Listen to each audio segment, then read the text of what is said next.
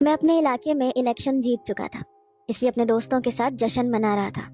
ہم نے سڑک پر اپنی گاڑیوں کو کھڑا کر رکھا تھا اور بیچ میں تیز میوزک کے ساتھ ہم ناچ رہے تھے۔ ساتھ ہاتھوں میں بیئر کے کین پکڑے ہوئے تھے۔ ہم ہلا گلا مچا کر خوشی کا اظہار کر رہے تھے۔ ہمیں یہ تک پرواہ نہیں تھی کہ پیچھے گاڑیوں کی لائنیں لگی ہوئی ہیں، لوگ ہارن پہ ہارن دے رہے تھے۔ مین روڈ ہم بند کر چکے تھے کیونکہ اپنی خوشی بھی تو منانی تھی، جیت کا جشن بھی تو منانا تھا۔ میرے گارڈز چاروں طرف کھڑے تھے۔ جو بھی اپنی گاڑی سے اتر کر یہ کہتا کہ خدا کے لیے اس روڈ کو کھول دیں، ہمیں واپس اپنے گھر جانا ہے یا اپنے ضروری کام سے جانا ہے، تو میرے گارڈز انہیں دھکا دینے لگتے۔ وہ کہنے لگتے کہ تمہیں نظر نہیں آ رہا، یہاں پر ہمارے مالک اپنی خوشی کو سیلیبریٹ کر رہے ہیں، اس لیے کوئی بھی یہاں سے آگے نہیں آئے گا، نہ جائے گا۔ میں اس وقت تک بیئر کے 2-3 کین پی چکا تھا اور نشے میں جھوم رہا تھا، جب ایک لڑکی کی چلا کر بولنے کی آواز سن کر میں نے نشے سے چور آنکھوں کو ذرا سا کھول کر دیکھا تو وہ میرے گارڈز پر چلا رہی تھی۔ پھر اس نے سڑک پہ رکھے اسپیکر کے پاس جا کر ساری تاریں کھینچ دی، جس سے میوزک بند ہو چکا تھا۔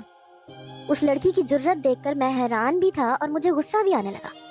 لڑکھڑاتے قدموں سے میں اس لڑکی کی جانب جا رہا تھا جو میرے گارڈز پر چلا کر کہہ رہی تھی کہ آپ لوگوں کی انسانیت کیا مر گئی ہے؟ سامنے ایمبولینس میں ایک بوڑھا اس وقت کریٹیکل کنڈیشن میں ہے، اسے بر وقت ہاسپٹل پہنچنا ہے، اس لیے بند کرو یہ تماشا، ہٹاؤ اپنی گاڑیاں یہاں سے۔ وہ گارڈ اس لڑکی سے کہہ رہا تھا کہ یہاں سے چلی جاؤ۔ میں اس لڑکی کے پاس جا کر کھڑا ہو گیا۔ میں نے کہا، اے لڑکی، کیا بدتمیزی ہے یہ؟ تمہاری ہمت کیسے ہوئی میوزک بند کرنے کی؟ میں نے غصے سے بلند لہجے سے اس سے کہا تو کہنے لگی، اچھا تو تم ہو فارس جتوئی؟ میں نے کہا، ہاں میں ہی ہوں۔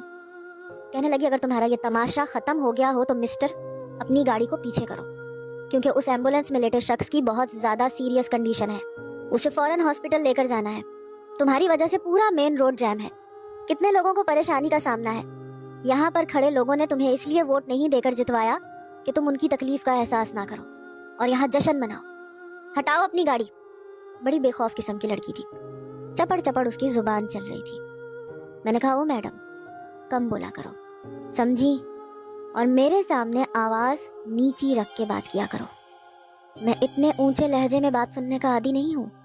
بات کرنے سے پہلے میری حیثیت کو مد نظر رکھو تو تمہارے لیے بہتر ہے۔ وہ کہنے لگی، جس جیت پر تم اتنا اکڑ رہے ہو نا مسٹر فارس جتوئی، مت بھولو کہ اس مقام تک تمہیں لا کر کھڑا کرنے والوں میں ہم بھی ہیں، اور جب چاہیں تمہیں آسمان کی بلندیوں سے زمین پر پٹک سکتے ہیں۔ ہمارے ٹکڑوں پر تمہارے محل کی عیاشیاں پوری ہوتی ہیں، تمہاری ساری اکڑ میں 2 منٹ میں مٹی میں ملا سکتی ہوں، اس نے چٹکی بجاتے ہوئے کہا۔ میں نے اس لڑکی کو سر سے پیر تک دیکھا